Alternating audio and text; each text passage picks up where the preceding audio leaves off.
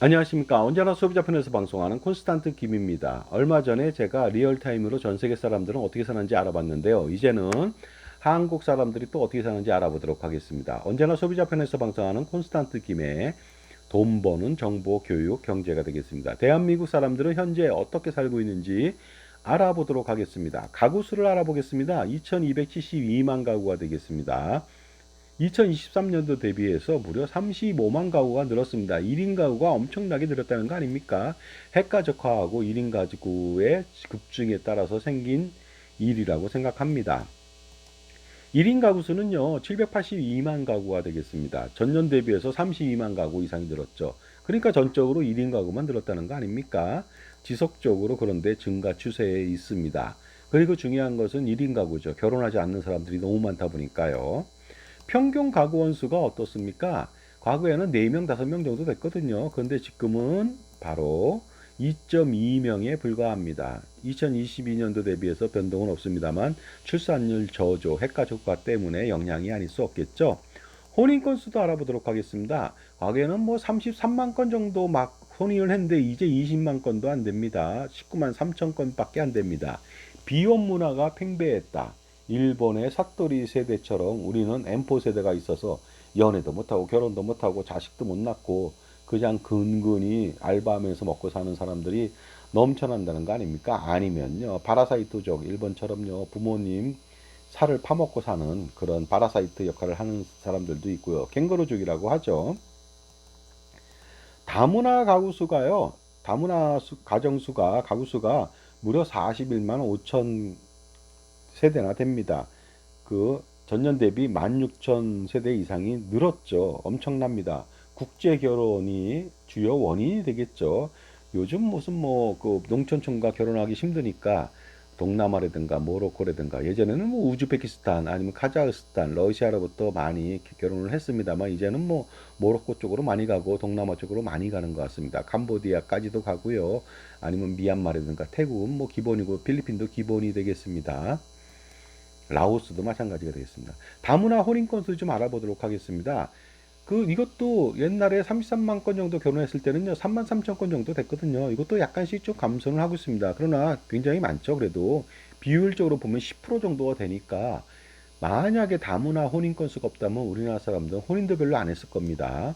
합계 출산은요, 5.7명까지, 0.57명까지 내려갔다가 0.72명 정도로 사폭 상승했습니다. 왜 그럴까요? 다문화 가정이 많아서 그들이 주로 아이를 좀 많이 낳는 편입니다. 그것이 주요하지 않았나 이런 생각이 듭니다. 하지만 0.721명이 뭡니까? 얼마 전에 0.57명인데 출산 정책으로 380조 원을 들인 결과입니다. 출산율은 거꾸로 간다. 결국은 출산 정책과 관련된 공무원들의 일자리만 늘렸다는 거 아닙니까? 이러니 이게 비효율적인 정책을 쓰는 것을 정말로 당연하다고 생각하면서 누구나 다 여기에 대해서 처벌하지 않는 것이 문제 아닙니까? 이 정도라면요, 처벌받아야 됩니다. 왜냐하면 이 국가의 세금 뭐 이렇게 낭비해도 됩니까? 출생아 수는요, 그 베이비붐 시대에는 100만 명 정도 됐죠. 그러다 보니까 1970년 개띠도 100만 명이 넘었고요. 엄청납니다.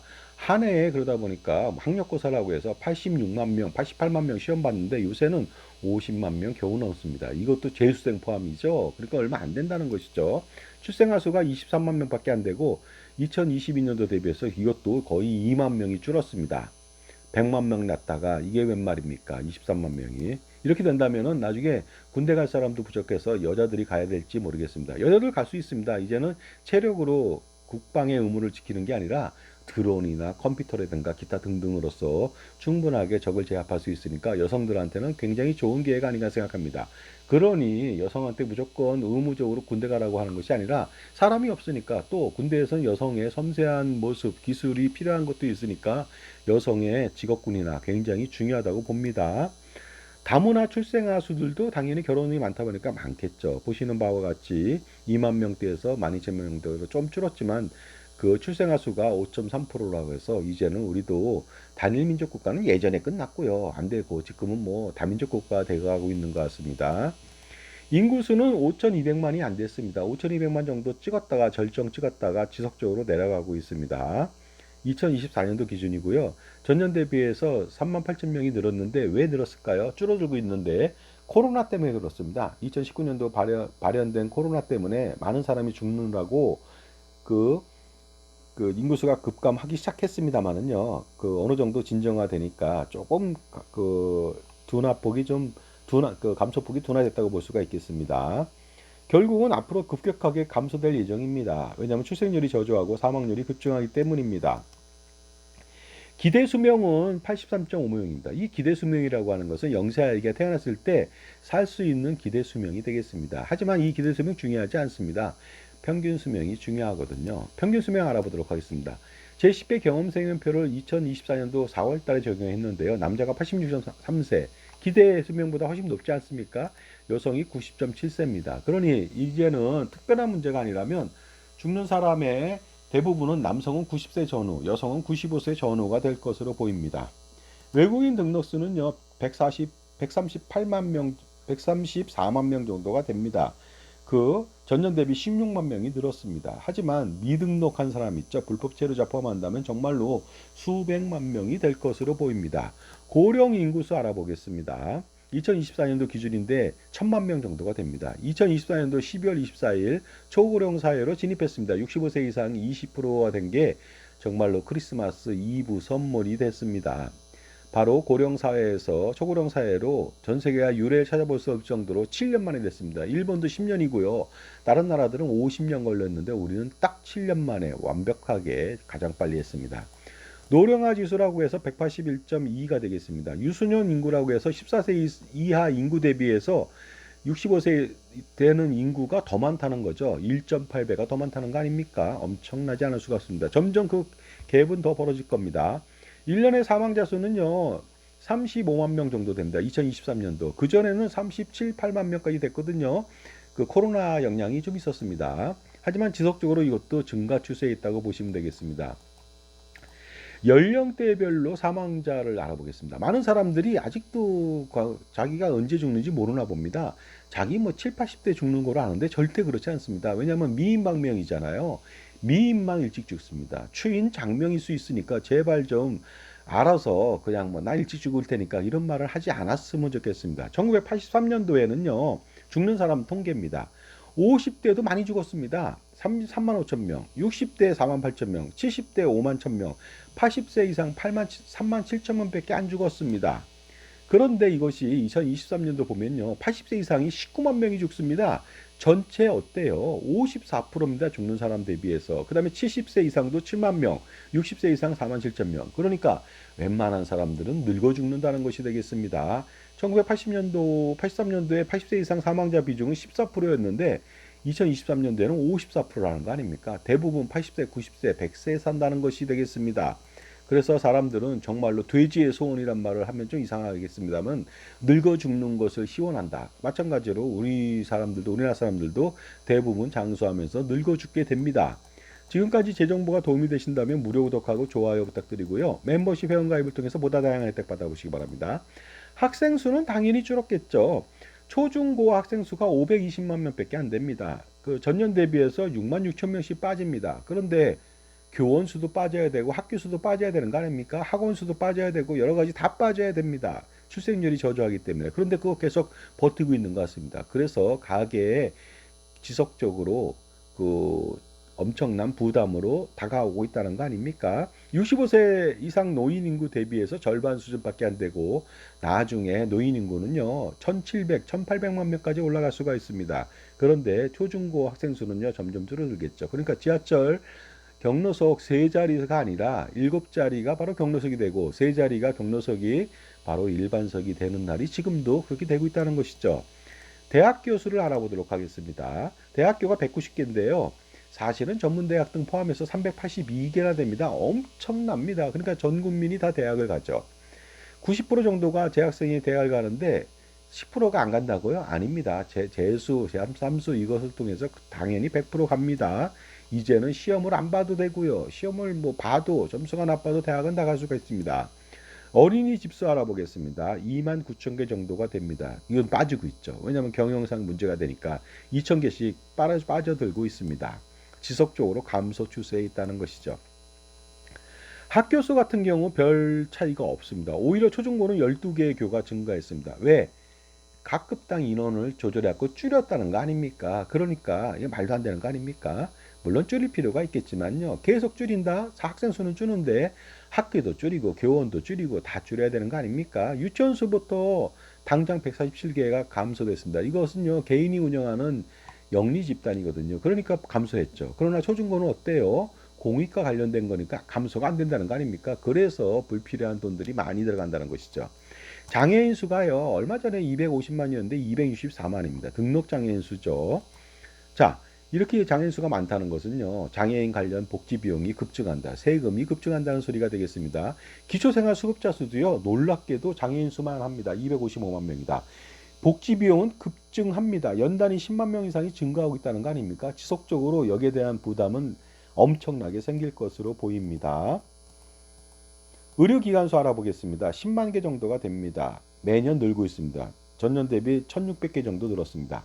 요양병원 등이 엄청나게 증가하고 있거든요. 의료 인력수 알아보도록 하겠습니다. 50만 명 이상이 됩니다. 이 중에서 의사가 11만 명, 간호사가 25만 명, 기타 등등 간호조무사도 엄청나게 많고요. 그 다음에 보시는 바와 같이 의사도 치과의사, 한의사, 의사, 조산사, 간호사, 간호조무사, 약사, 한약사, 임상병리사, 기타 등등 인원들을 같이 합친다면은 어때요? 전체 자격자 수가 200만 명이라고 합니다. 그 중에서 활동하는 사람들은 132만 명 정도가 된다고 하죠. 실업률 2.2%. 이것은 바로 고용 천국이 되겠습니다. 실업자가 없는 나라가 이 정도입니다. 왜냐하면은요, 경기적 실업이 없다. 그랬을 때 보통은 완전 고용은 3%, 4%인데 우리는 그보다 훨씬 더 좋다. 2.2%다 이거죠. 그러면 우리는 고용 천국에 살고 있습니까? 그렇지 않죠. 우리는요, 실업 대란에 살고 있습니다. 왜냐하면 실망 실업자, 구직 포기자, 가사 종사자로 뺐기 때문에, 진학도 뺐기 때문에 제가 볼 때는요, 그거 다 감안한다면 10%대 초중반 됩니다. 그러니까 실업률은 정말 아비규환이 아닐 수 없습니다. 고용률은 63.2%가 되겠습니다. 15세 이상 취업자 비율인데요, 저조하게 짝이 없죠. 경제활동 인구는요, 2,940만 명 정도가 됩니다. 전체 인구 대비해서 어떻습니까? 5,200만 중에서 그 정도다. 15세 이상 취업자하고 실업자 수를 합친 게 바로 경제활동 인구인데요. 여기에 빠지는 비경제활동 인구가 있습니다. 이 사람이 다 사실은 경제활동 인구에 포함되어야 되거든요. 자, 비경제활동 인구 알아보도록 하겠습니다. 그 사람들이 어떤 사람이냐면요, 보시는 바와 같이 취업 준비자, 구직 단념자, 취업하기 힘들어서 진학한 사람들, 아니면 취업이 못 됐는데 실업자예요. 근데 실업자라고 말하지 않고 가업에, 가사에 종사한다 이런 식으로 얘기해버리면서 경제활동 인구에서 뺐다는 거 아닙니까? 그러다 보니까 경제활동 인구가 우리는 인구 대비해서 그 60% 내외인데요. 선진국은 80% 정도 되거든요. 그러니까 거기서 빚어지는 실업률은 엄청나게 또 차이가 난다는 거 아닙니까? 그러니까 유럽의 10%대 초중반 되는 실업률 보고 놀라지 마세요. 우리는 그보다 더 높을 수 있습니다. 맞벌이 부부는요, 611만 가구 이상이 됐습니다. 지속적으로 늘고 있습니다. 거의 27만 가구가 늘었죠. 왜냐? 외벌이 한다면 살아갈 수 없는 사회이기 때문에 그렇습니다. 근로임금은 430만 원 정도가 됩니다. 그다지 많이 못 벌고 있습니다. 전년 대비 감소했습니다. 이것도 살아가기 힘든 대한민국의 현실을 보여주고 있습니다. 중위소득을 좀 알아보겠습니다. 보시는 바와 같이 그 3,757만 원 정도가 됩니다. 월 300만 원 수준이 된다는 것이죠. 우리나라 중간값이 그 정도라는 거죠. 중간에 있는 사람들이요. 300만 원 갖고 생활하기가 어렵죠. 소비 지출이요, 290만 원입니다. 그러니 저축과 투자할 여력이 없다는 거 아닙니까? 거기에 대부분 또 말도 안 되는 비효율적이고 불필요한 상품들, 그리고 보험 및 금융 상품을 많이 가입해서 생긴 문제가 있습니다. 그런 거 모조리 해제해야 됩니다. 사교육비가 보시는 바와 같이 그 어떻습니까? 이게 억, 10억, 100억, 1000억, 조 27조 원 시장이라고 하는데 이거 갖고 판단할 수는 없겠죠. 1인당 30만 원, 40만 원, 50만 원 들어간다고 하는데요. 서울 지역인 경우에는 거의 100만 원 들어갑니다. 유치원도 100만 원 들어가거든요. 그런데 초중고 이랬을 때는요, 보습 학원비 엄청납니다. 과외비 합친다면 이 100만 원도 넘고요. 그 다음에 무슨 기숙학원이나 뭐다 하면 이건 말도 안 되게 한 달에 500, 600도 들어갈 수 있습니다. 가구부채는 약 1억 원 정도가 됩니다. 금리 인상으로 정말로 가계부채 부담이 급속도로 증가하고 있다. 설상가상이 아닐 수 없죠. 버는 돈은 없는데 이자 부담은 는다. 근데 놀랍게도 농가 소득은요 5천만 원 이상이 됩니다. 이거 뭡니까? 이거 근로소득보다 더 많지 않습니까? 자영업자 소득보다 더 많습니다. 이제는 농촌으로 가야 되나요? 농자지 천하지 대본. 농가 소득도 많아졌겠지만은요 농가에 대한 지원 금액도 엄청납니다. 정말 눈먼 돈이라고 얘기하는 사람들도 있고요. 농특세라고 하는 거 10년 단위로 지속적으로 계속 주고 있거든요. 그동안 68조 원의 농특세를 지원했습니다. 근데 밑 빠진 덕에 물 붓기가 되고 지금도 10년간 또 2034년도까지 계속 또 지원할 예정이고 앞으로 없어지지 않을 것 같은데요. 왜 모든 국민들이 농특세 때문에 고생해야 됩니까? 이건 말도 안 되는 거 아닙니까? 종부세에도 20%를 내야 됩니다. 농특세를. 농특세는 여러 가지 내죠. 엄청나지 않을 수가 없습니다. 이륜차 신고 대수가 어때요? 이륜차 오토바이죠. 224만 대 정도가 됩니다. 자전거는요. 자전거는 등록을 해야 돼요. 일본처럼. 근데 일본은 등록했으니까 다 알아요. 거의 뭐 1억 2,400만 명만큼 있습니다. 그런데 우리나라는 등록제가 아니다 보니까 자전거가 얼마인지 잘 모릅니다. 근데 2016년도 보니까 1127만 대 정도가 됐더라고요. 자동차 이용률은 30%대밖에 안 됩니다. 네덜란드 100%고요. 일본도 엄청나게 높은데 우리나라는 상대적으로 자전거 이용률이 떨어지고 관리도 제대로 안 되고 있는 것 같습니다. 자동차 보유 대수는 지속적으로 늘어서요. 2627만 대입니다. 인구 대비해서 1.9명당 한 대꼴입니다. 제가 어렸을 때는 미국이 3명당 한 대라고 했습니다. 자동차가. 우리는 그때 뭐 10명당, 20명당 한 대였죠. 근데 이제는 1.9명당 한 대니까 정말로 자동차 대국이 된 것 같습니다. 물론 미국은 아직도 엄청나게 자동차가 많죠. 자, 주택 관련된 거 알아볼게요. 주택 보급률 102%라서 모두가 다 주택이 있는지 아는데 그렇지 않습니다. 110% 정도는 돼야지 안정적인 주택 보급이 된다고 볼 수가 있습니다. 주택수가 1954만 개가 됩니다. 교통사고 사망자 수가요. 과거에 뭐 10,000명 이상이 됐거든요. 이제 2,551명으로 이것은 좀 급감하고 있습니다. 범죄 발생 건수 사람 얼마 된다고 150만 건의 범죄가 발생됐습니다. 신고하지 않은 건도 좀 있겠죠. 그거 합친다면 범죄 공화국이 아닐 수 없죠. 이 중에서 사기 공화국이라는 말을 가미할 수 있는 것은요. 2022년도 연간 사기 소송 건수만 32만 건 이상입니다.